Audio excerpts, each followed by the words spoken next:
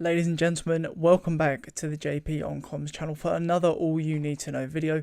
In this one, of course, we're going to be taking a look at one of Maidstone's two brand new signings. The first of which we're going to be looking at today is going to be Ogo Obi. Now, of course, if you have seen the latest news, Ogo Obi has been announced by the club after playing for a couple of clubs last season, Slough and Hempstead, and we are going to be taking, of course, a deep dive into the player in this video. So to kick things off, he is a 25-year-old striker who can also play on the left and right side as well.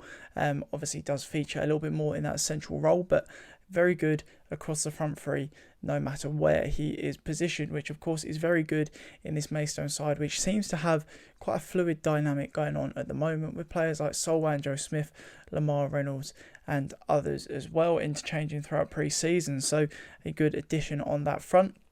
He is a right-footed player primarily, but as I've been saying throughout pre-season, we're looking at players who have got ability with both feet, and he is very talented on his right, but also more than capable on his left. Now, he is 5 foot 11 inches tall as well, so he is able to put himself about physically up front. He's a very strong character and he's very quick as well. So lots of positives to kick things off. Now, we're going to be taking a look at the player's history first. He started off playing, actually, if you would have seen his interview with the club, playing kind of grassroots football.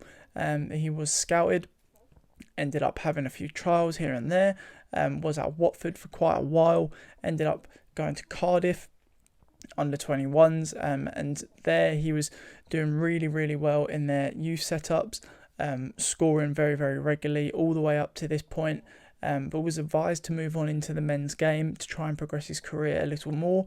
Obviously that change can be very difficult for some people, but he did really well. Unfortunately, he went to Hampton, did get a bit of an injury, didn't feature too much, but went on to play for Hendon and Hayes and Yedding as well, and scored plenty of goals for them. So he has scored quite a lot of goals throughout his career.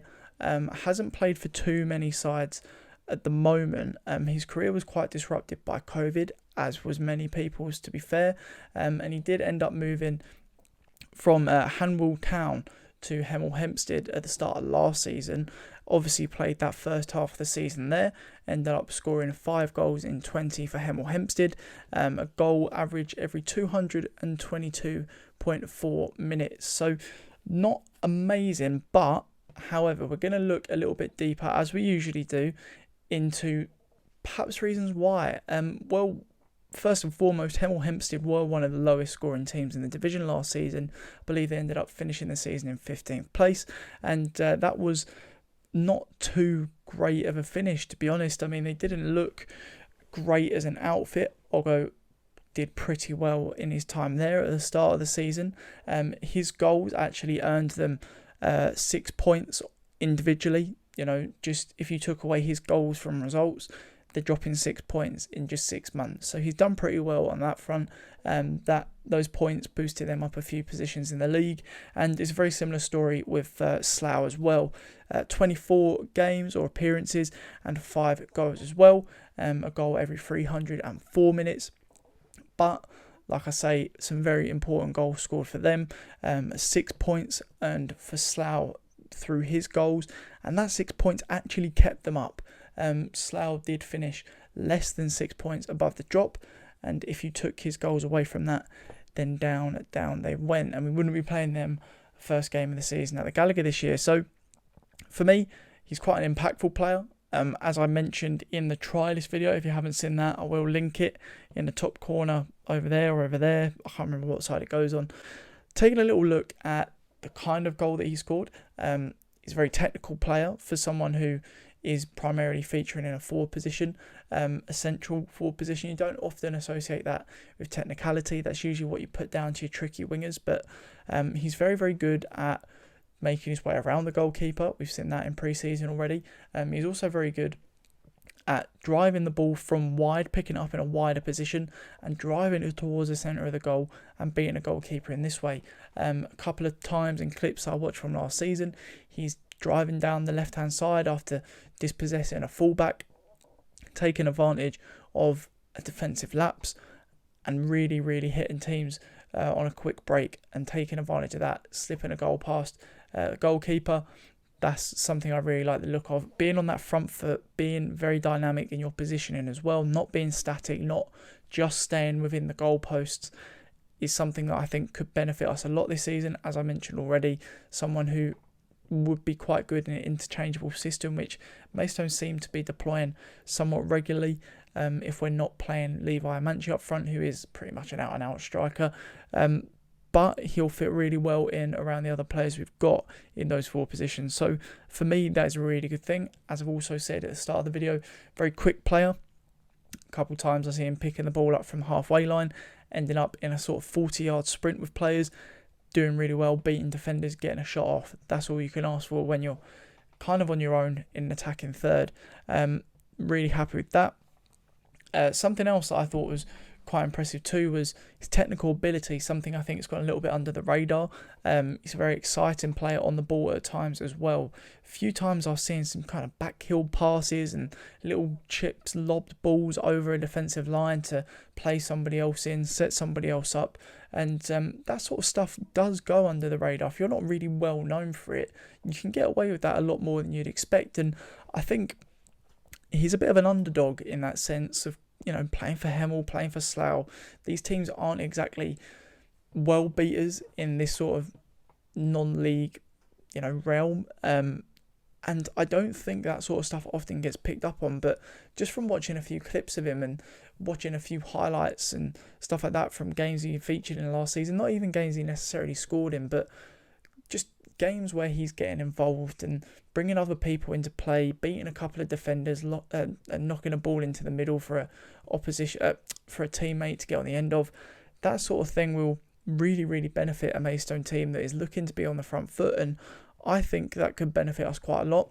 One last thing as well, in terms of his positioning, very, very intelligent when it comes to his positioning, finds himself a lot of space in the box as well, was something I picked up on.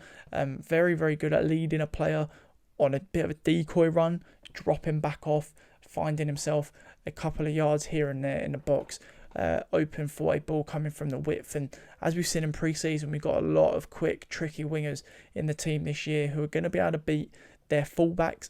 If he's able to lose that defender, that ball's going to be coming in. He's going to be there to knock it home in between the sticks. So definitely keep your eyes out for Ogo Obi this season. I'm really, really looking forward to seeing him play. A completely different player to Levi Amanci, but that's going to benefit Maidstone, of course. Now, as you know, we do now include reviews of, kind of past supporters and things like that, of our new signings. And I've been going through the Slough supporters forums and things like that online, checking a couple of tweets out. And a lot of people were very surprised he ended up leaving. They were quite disappointed he ended up leaving, thought he was maybe a little hard done by some perhaps unexpected incomings in forward positions, which sort of kept him out of the team here and there, perhaps a little bit unfairly, and would have liked to see him retain for this season. Definitely believed he had a lot more to offer them, so happy with that as well.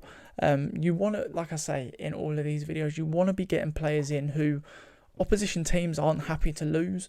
They want to keep a hold of, as we saw with Aaron Sibia and Chiaz Anolim. These teams are really, really devastated to be losing players of that quality. So happy with that. Now, the last section we're going to include in this video is arguably my favourite, a little bit of player interaction. So I did message Ogo Obi yesterday. I did ask him 5 questions, which hopefully would shed a little bit of light for myself making this video, and of course for you guys at home watching. So first question I asked was, how tall are you? Because Google is rubbish. He's 5'11" tall, which I mentioned at the start of the video. I did ask him what he feels he can bring to this Maidstone United team, and he said hard work, goals and excitement. Now, as I've said in this video, all 3 of them things, tick, tick, tick. He backs that up with how he plays on the pitch. They're not just words. As we've seen in pre-season, he's a hard worker for sure, chasing down loose balls, applying that first man press from the forward line, also bagging goals, 2 goals, 2 goals, 2 games against Folkestone and Bromley. Really good performance there. And excitement, a different outlet up front, something a little bit different that's got people on the edge of their seats at times as well. So he definitely backs that up. I asked him why also did he pick Maidstone, and he said one of the key factors was George Obi and his interaction with him. He also said that the size and the supporter base of the club was a very, very big attraction. Obviously, Maidstone, a much bigger club in its supporter base and its structure and size than the likes of Hemel and Slough, of course. And he also said that the ambition of the club matched his own. He was very impressed with that, and that was one of the main reasons why he opted for us. I then asked him who his biggest influence in football has been. This could be a family member, an ex-footballer, an ex-coach of his, and he said Didier Drogba. I really like that answer. I'm a Liverpool fan as a Premier League, kind of, my Premier League team as such is Liverpool, but I've always had a soft spot for Drogba. I really like the way he plays. I like the hard work. I like the grit. I like that goal-scoring ability, to create something from nothing, and I really like that about Drogba. Workhorse, very good player indeed, and that is obviously someone who's had a bit of an impact on our latest signing as well. And then I asked him finally his message to you, the Stones fans, and myself, I suppose I can throw in there, but he said he just wanted to thank everybody for a very warm welcome to the club, and he cannot wait to meet everybody next season. So for me, a lot of boxes ticked there.